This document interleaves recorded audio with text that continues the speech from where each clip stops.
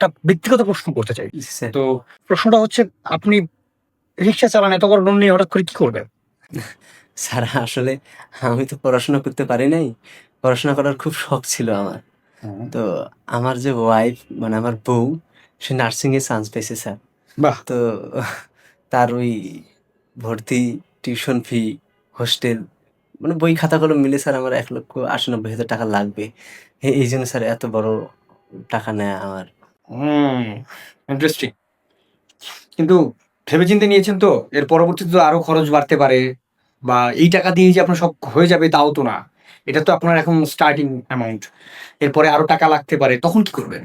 Sir যদি টাকা লাগে তখন আমি তো আছি। দরকার হয় আমি কিডনি বেচে স্যার ওরে পড়াশোনা করামু। যাক, আপনার মতো হাসব্যান্ড পাওয়া ভাগ্যের ব্যাপার। নেন, এখানে একটা সাইন করেন। হ্যাঁ, হ্যাঁ, ওই জায়গাটায়। এবার এই জায়গাটা একটা সিগনেচার।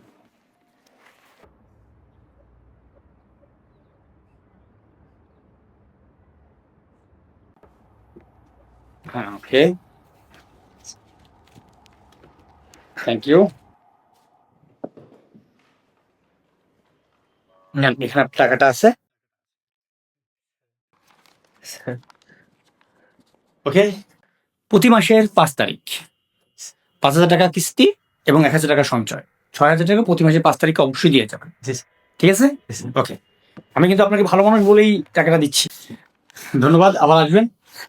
ঠিক আছে স্যার। ওকে, আল্লাহ হাফেজ। আসি, আসসালাম। ওয়ালাইকুম আসসালাম।